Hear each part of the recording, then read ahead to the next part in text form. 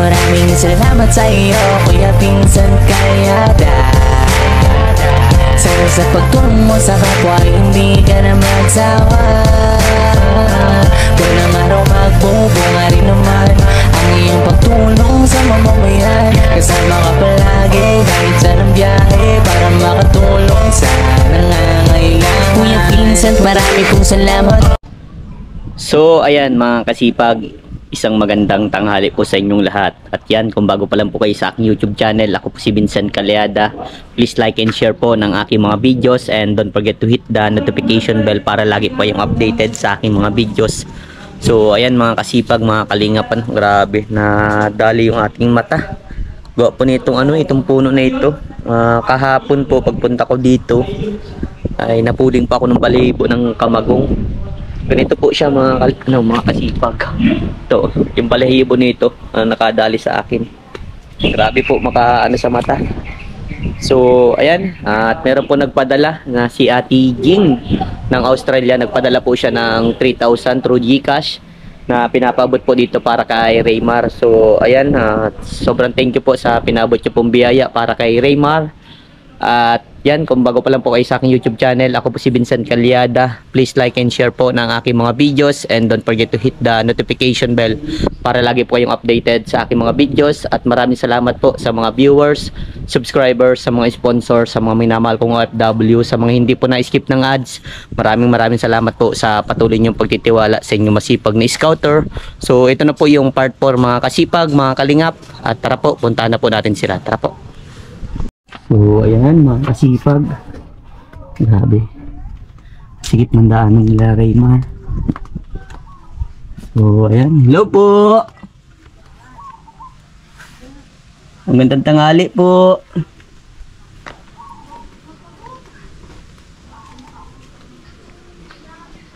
Hello po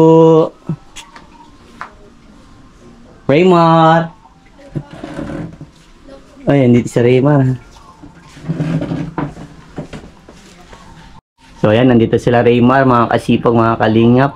Kuya Vincent, mabili po ko ng meriendalan niyo po. Ay sige, salamat. Ay grabe, ang bait ni Raymar. Nay, kamusta na po? Okay po, ito man tuwa kahapon. Totoo po kahapon. Oo. Sabi ko nga ayan, more blessing ang dumating sa iyo. Kaya nga po, ang daming nakarelate po kasi sa mga nangyari po kay Raymar. Unang-una, yun nga po, nawa sila sa kalagayan ni Raymar. Tapos, gano'n nga po, napakahirap naman talaga po na mawalan ng magulang. Ay, ngayon nga, nakakuha ko siyang, sabi nga sa akin, Mamang, yung nakaraan, masali daw siya sa, sa Kristan. Opo. Eh, dumating kahapon yung kuwan mo, yung kasamaan mo kahapon. Ako sabi, makuan daw siya.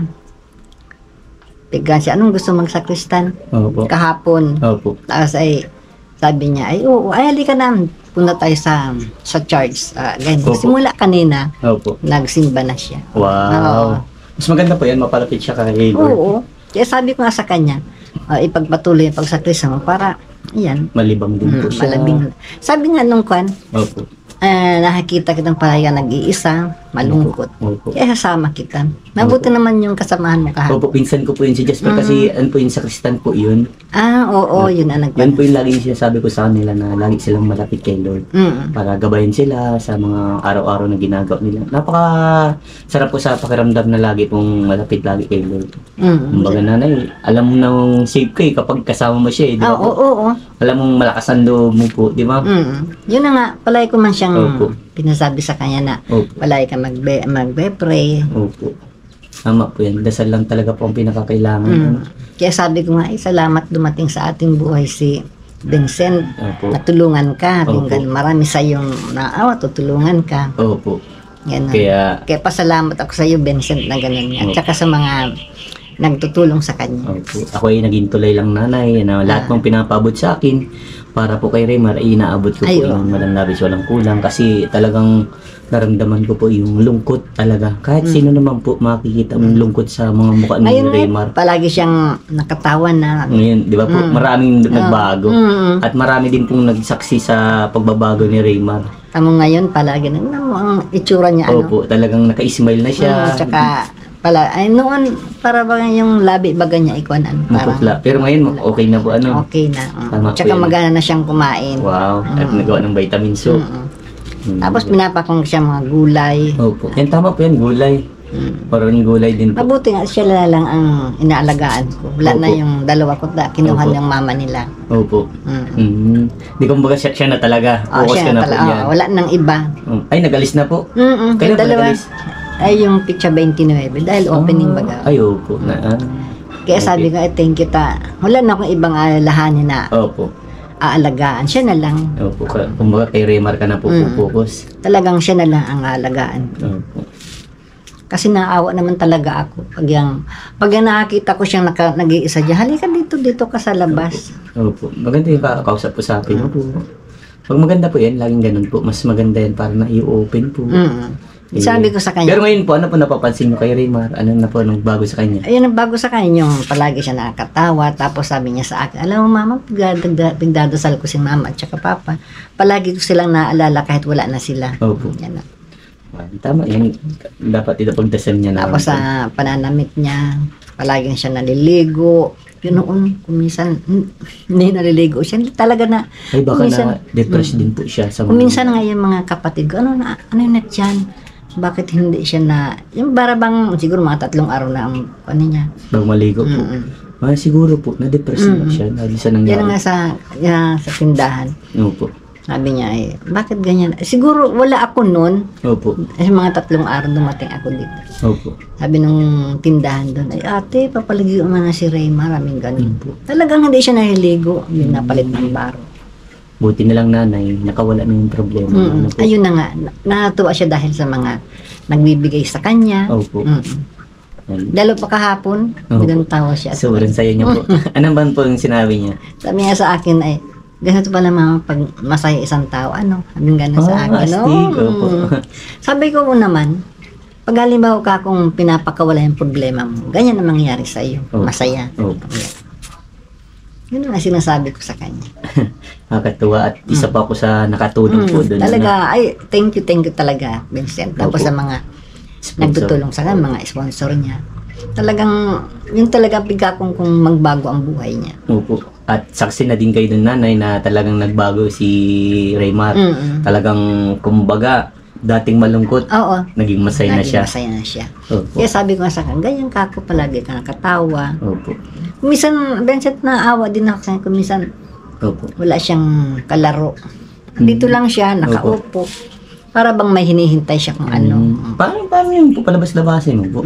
Ay, siya Para nga. malibang siya po. yun Punta siya nga. sa plaza, ganyan po. Basta Yun lagi nga. mag-iingat lang. Yan ang sabi ko sa kanya.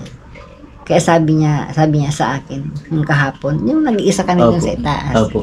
Sabi niya, Pipintahan po kayo ng lola. kwentuhan ko ng lola. Sabi niya sa akin, salamat mama sa mga donor na nagbibigay sa kanya. Opo. At kahit pa na mama, naibsan yung kwan mo sa akin, Yung gastusin. yung kumbaga. gastusin. Opo. Oo. Kasi talaga, Vincent, mahirap talaga para sa akin. Wala man ako nakukunan na Opo. kung ano. Opo. Kumbaga, napakahirap pag walang trabaho. Ang nagbibigay lang sa akin yung anak ko, si Epoy nga. Opo. Ay, syempre may asawa na bagay yan. Opo. Kumbaga, bibigyan ka, yung sapat Yung lang sapat din. lang. Opo. Kumbaga, para sa'yo na lang po yun eh. Tapos yung ang kwan, pagdating niya galing eskwela, namang may libro pala ako. Ay, sabi ko, ay oo, dumating ka, sabi niya. Opo. Tapos sabi ko, ay, tamang-tama, di, alimbawang magbigay sa di, mahingi akong para sa libro mo. Opo. Di ba sinasabi ko sa iyo? Opo. Kaya sabi ko, Lones ka ako, magbibilang kang 2 libro. Opo. Ang isa pala nun ay kwan, parang 400, yung sinusulatan baga. Opo. Kailangan po yun kasi parang doon po yung mga activity eh, kailangan talaga po yun. Kaya sabi ko nga nung sa anak ko, padala mo naman akong pera. Siyempre, mahingi ako nung sa anak ko. Opo. Para nga dito. Opo. Siyempre, kailangan ang libro niya. Opo. Pero di niya pa in-expect na may biyaya Ay, pang oo, darating. talagang Benson, talagang hindi ko talaga akalain na ganun nga may madating nga sa akin. Opo. Bait talaga po ni Lord na gumagawa talaga po ng paraan. Tsaka salamat din ako dun sa nagtulong na talagang i-relay sa iyo na Opo. ganun. Kaya nga po, grabe yung pagmamahal nila dito kay Raymar. Talagang, ano din po nila, ramdam na ramdam po nila. Lalo pa yung nag-relay sa iyo. Opo. Talagang ano nila nang nagsasabi, sobrang nakakaawa naman ito, Vincent. Talaga po, kahit anong ano sa buhay ng isang tao, mawalan ka po ng magulang, yun ang pinakamabigat. Kasi di mo po alam kung paano ka sisimula dun. Kaya mabuti na lang at pasalamat din si Raymar dahil sa iyo na at Lola. Kasi andyan ka po, ginagabayan mo po siya. Kaya Kahit na. maraming salamat din sa iyo Lola kasi ginagawa mo po lahat para sa apo mo. Ay, oo, siyempre, apo ko siya. Opo. Tsaka bago nag-alis yung ama niyan, talagang hindi ko nakalain na alis yung talaga. Kala mo po biro-biro lang Lola. Nagsasabi sa akin, hoy, yan, lola mo na, mahalin mo yan. Sabi sa akin, sabi sa akin, sabi doon sa apo ko. Opo. Tapos nasabi na, mama, I love you, mama. Nagang paramdam niya sa akin. Talaga nagpaiwatig na. Mama, yung anak ko ha, huwag mong pabayaan. Kaya kung saan baka ako itong taong to, sige-sige ang kung sa akin na Opo. alagaan ko ang anak niya, huwag mong pabayaan. Ay, mga 3 araw, ayun na. Yun na ang kwan niya. Kinukuha daw siya ng asawa niya. Ganun baga. Ay, nagsabi na po. Oo. Ay, grabe. Tapos minsan nga Nagpaiwatig nakakita niya dyan. Opo. Yung asawa niya, nakikita niya. Opo. Nagsasabi, ano ba naman? Maghintay ka naman. Nagang salita ba siya mag-isang Opo. ganun? Maghintay ka naman at kuwan. Nasama na ako sa iyo. Ang nakakarinig niya, yung apo kong isa yung babae, si Cristel. Opo. Yun po nakakarinig. Sabi sa akin nangingilabot naman ako kay Kwan, Tito. kay Angkol, salita ng salita, wala namang kawasag gano'n na. Opo. Ayun na. Grabe. Yung event pa lang, paramdam pa lang. Talagang nagparamdam yon. At nagpaiwatig yung papa niya. Pero hindi ko man akalain na totoo pala yung sinasabi niya sa akin. Kaya sabi ko nga, Siguro may ganun talaga pong nangyayari sa buhay ng tao. Ano po? kaya sabi ko nga, kung alam ko lang, Opo. kakausapin ko siya na, kaya, ayun kasi ganyan, lasinggero. Opo. No. Siguro po kaya siguro nag-inom dahil nga po sa ano, nag-trigger na din sa kanya. Pero di naman po nagpabaya ang nanay at tatay ni Raymar sa kanya. Ay, yung buhay pa yung nanay, Okay talagang naman hindi po. nagpabaya. Oo, okay. Talagang Ganyan talaga para panahon na lang po ano Lola. siguro yung kung sakit ng kuwan niya, dibdib niya, Opo. nakuha niya yung asawa, talagang nagparainom na siya. Opo. Ay, grabe. Ikaw nakuha. Ay, sige po, salamat. Grabe, nabili si Raymar ng coke. Oh. Magko-coke si Kuya Vincent. Pero na po dito ang baso. Pero na po ang baso. Grabe, pang sosyalan pa pong baso. Oh. Grabe. Saan galing yan? Subahay po. Grabe, okay na yan. Grabe ang kakatuwa ito siya. Grabe naman. Pinagamit mo na sa akin yung mamahalin na. Okay na yan, babe. Ano? Grabe, thank you. Lakad ka pa ata sa labasan. May pabiskwit pa sila Lola. Thank you po Lola. Salamat po. Yan. Merienda muna tayo dito ka. Ano Raymar? Tayo kain na ganyan, bibigay sa yung baso. Grabe, pang sosyalan ng baso. Oh. Kaya ganun pa ang buhay niya. Kumbaga Pero talagang nagpaiwatig na talagang siya po iiwan. Talagang yung buhay pa yung nanay niya. Opo.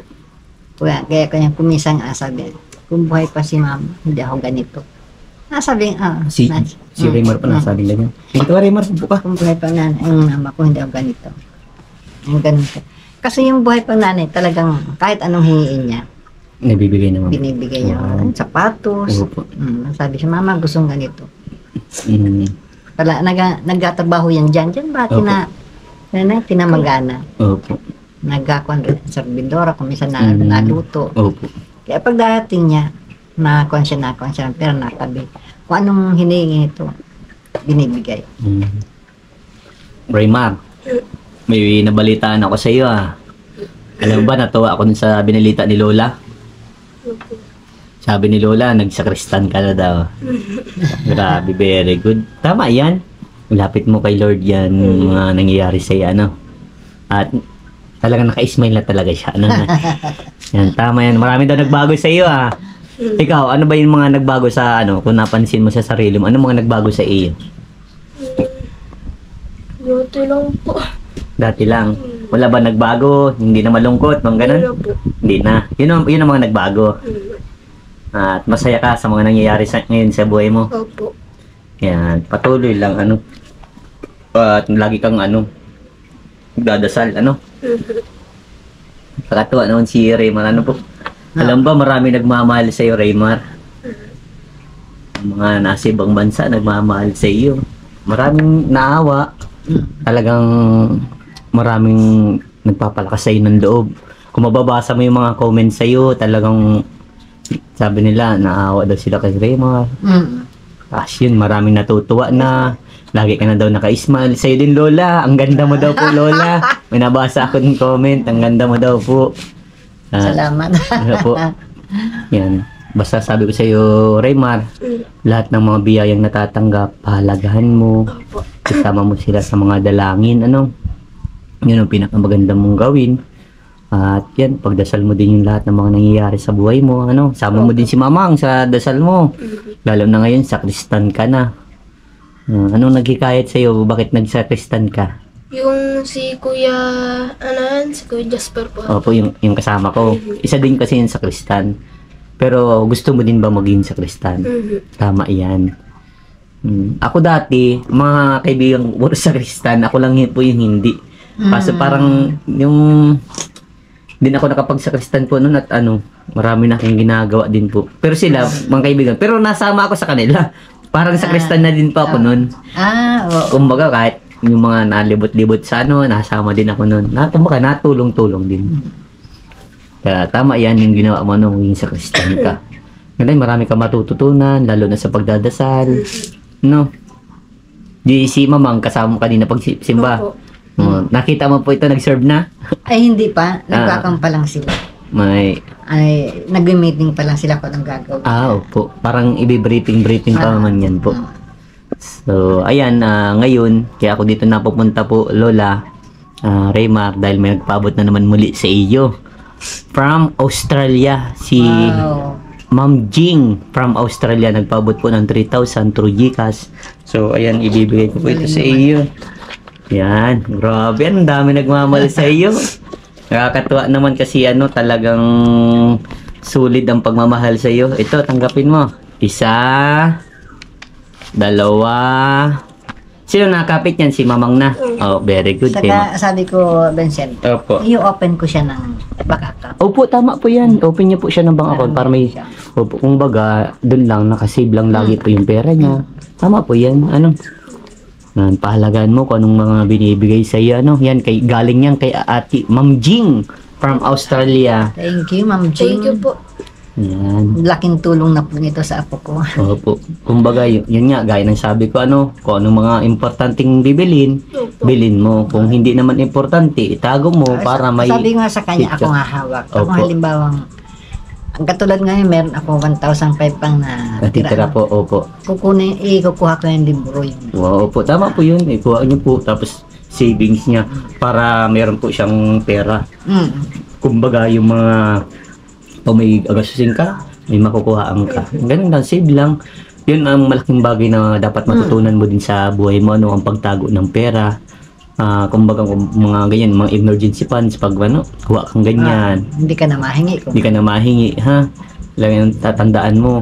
At laging sinasabi sa iyo ng mga buting sponsor mo, mag-aral ka, pati mga viewers mo, mga tutulong sa iyo. Mag-aral ka daw ng mabuti, magsumika para maging pulis ka na someday, Nababasa mo yung mga comment? Diba? Yan lang, tiyaga-tiyaga lang talaga din sa buhay. Lahat ng tao may pagsubok. Pero, talaga, totoo yan. Opo. Sinusubok ka talaga. Sinusubok tayo ng panahon, pero kailangan natin tatagan. At yung belief natin kay God, yun ang dapat hindi nagbabago, Lola? Ay, oo. Talagang uunahin natin. Si Lord yan. Salamat ka kay Lord sa paggising, sa pagtulog, sa mga biyayang natatanggap. Anong maipapayo mo sa mga katulad mong estudyante? Magsikap lang po. Magsikap, pa? Tapos mahalin po yung mga magulang po nila.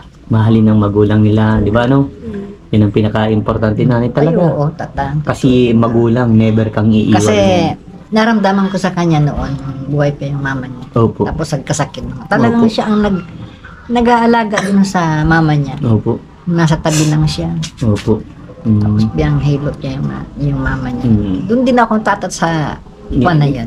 Oo. Nakakayak po yung mga ganung bagay kasi parang ito siya pa yung nag-aruga bago man lang mag-alis pa. Nangamatay yun, siya ang nag-aalaga. Sabi ni mamang mo, yun si papa mo, bago daw mamatay, may mga paiwatig na siyang na mawawala. Naririnig mo yun? Hindi po. Sabi ba ganyan, nakita niya si mama mo ano? Yun, sinasabi lang sa iyo. Tapos may nakita po dun siya sa CR na si mama po nakaupo. Yung pag alas 3 po ata, yun. Maling araw. Tapos may nagkakatok po dito, ako man po nakarinig nun. Tinatawag po si Dada.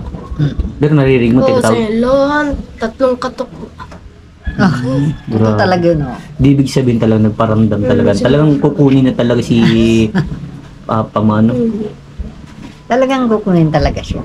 Boses po nun yun ni mama. Di man po si mama, iba man po yung boses ni mama. Madaling araw din Oo, mga alas 3 po yun. Nagtingin po ako dun sa orasan po ay nagkakataklan. Ganun ang tawag Kay Dada po, lol. Grabe, ano? Oo, Nakakalabat talaga. din po ang gulo. Talagang kakon sa kanya. Kaya lahat naranasan yung pagkakuha ng dada niya. Opo.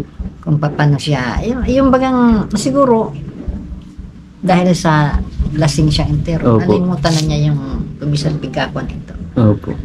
Naawa din ako. Pero at least ngayon, andyan na si Lola, ano? Kalimutan mo na yung mga bagay na yan, ha? Kumbaga, mahirap kalimutan. Pero ano na lang, i-let go mo na, ano? Kasi lahat naman talaga doon papunta. Ano po, Lola? Kaya wala naman ditong taong matitira sa mundo. Pero para sa akin, maaga pa. Opo, kumbaga maaga pa.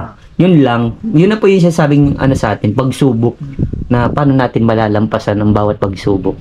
Kaya dapat yun na nga, mabuild natin yung sa sarili natin yung paano tayo maging matatag, paano tayo maging malakas, at paano tayo lumapit lalo kay Lord. Ano, dapat lagi kayong nakalapit kay Lord. Ano?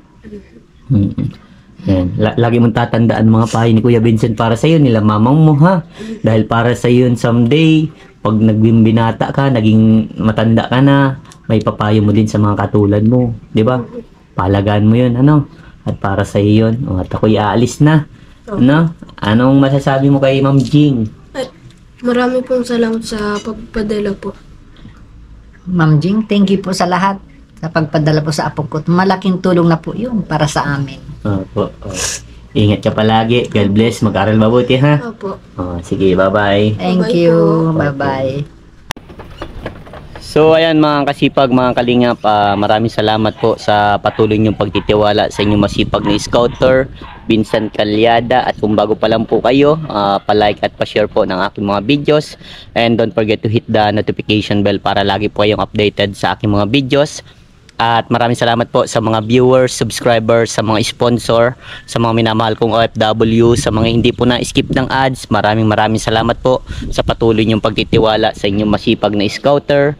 At maraming salamat po kay Ma'am Jing sa pinabot niyo pong biyaya para kay Remar. At hanggang dito na naman kalingap. Diyos mabalos po sa indong gabos. Mag-iingat po tayong lahat. Bye-bye po.